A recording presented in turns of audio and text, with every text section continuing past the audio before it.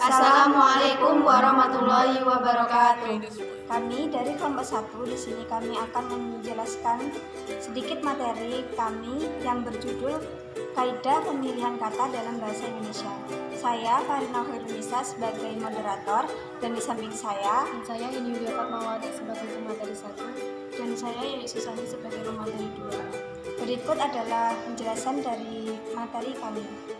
Di sini saya akan sedikit menjelaskan tentang pengertian diksi atau pemilihan kata. Diksi sendiri merupakan pemilihan kata, gaya bahasa atau ungkapan-ungkapan pengarang untuk mengungkapkan sebuah cerita. Diksi adalah pilihan kata di dalam tulisan yang digunakan untuk memberi makna sesuai dengan keinginan penulis. Nah, pemilihan kata yang tidak sesuai atau tidak tepat mengakibatkan perbedaan makna dan pesan penulis tidak tersampaikan. Selanjutnya ada syarat-syarat pemilihan kata. Nah, yang pertama itu menguasai berbagai macam kosakata. Yang kedua, pengarang harus memiliki kemampuan dalam menyampaikan gagasan yang sesuai dengan situasi dan nilai rasa pembaca. Yang ketiga, ketepatan dalam pemilihan kata dalam menyampaikan gagasan.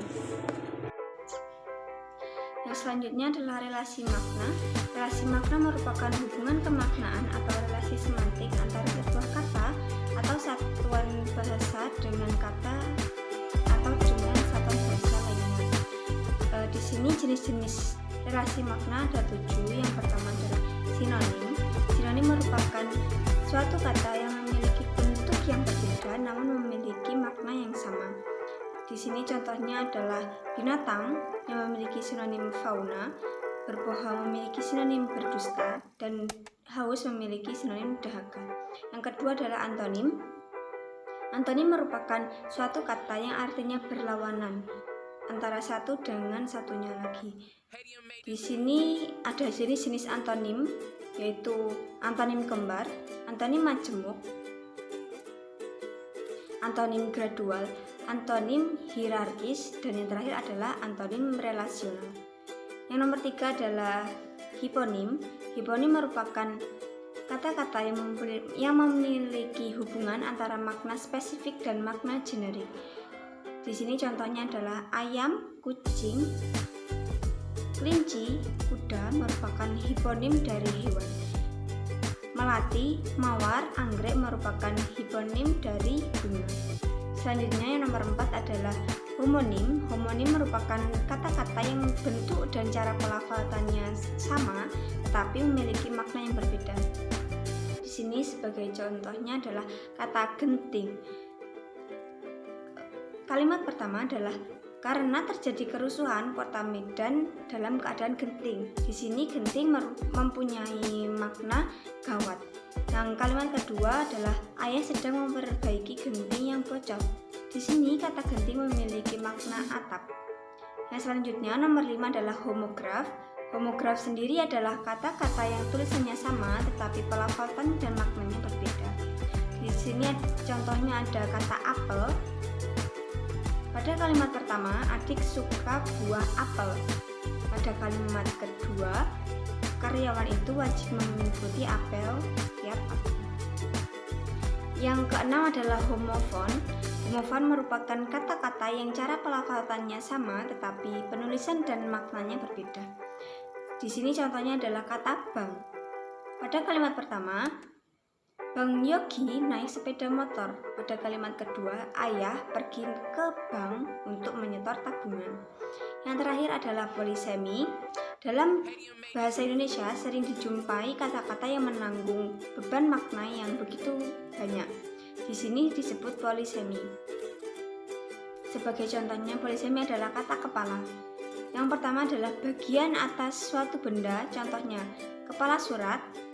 Yang kedua adalah sebagai kiasan atau ungkapan, contohnya adalah kepala batu. Dan yang terakhir adalah berarti pemimpin, contohnya kepala negara. Selanjutnya saya akan sedikit menjelaskan tentang makna kata. Makna kata dalam bahasa Indonesia adalah hubungan antara ujaran dengan arti sebuah kata. Makna kata juga dapat diartikan sebagai maksud yang terkandung dari sebuah kata.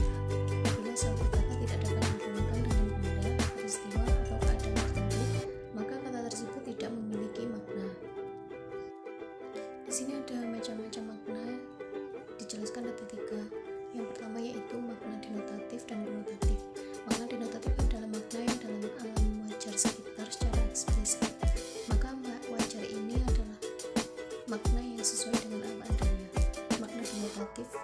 disebut makna konseptual.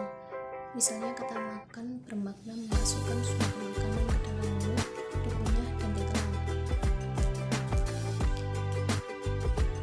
Yang kedua yaitu makna umum dan makna khusus. Kata umum adalah kata yang acuannya lebih luas. Kata khusus adalah kata yang acuannya lebih sempit dan khusus. Misalnya, ikan merupakan kata umum, sedangkan kata khususnya adalah mujair, lele, nila, koi, dan sebagainya. Yang ketiga yaitu makna leksikal dan gramatikal. Istilah leksikal berasal dari kata leksikon yang berarti kamus. Makna leksikal diartikan sebagai makna yang terdapat di dalam kamus atau mengikuti tulisan kamus. Contohnya doa, artinya permohonan atau harapan, permintaan atau pujian.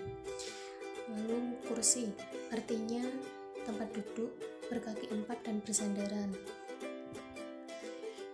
Selanjutnya yaitu makna gramatikal adalah makna yang timbul karena proses tata bahasa Indonesia atau gramatika, misalnya proses afiksasi, reduplikasi, atau komposisi. Contohnya kata lapang, artinya luas atau lebar. Saat kita lapang diletakkan pada kalimat saya harus berlapang dada dalam menghadapi masalah. Makna gramatikal kata lapang berubah menjadi bersabar. Itu tadi adalah penjelasan materi dari kelompok kami. Apabila ada kurang lebihnya kami mohon maaf. Wa akhiru kalam. Wassalamualaikum warahmatullahi wabarakatuh.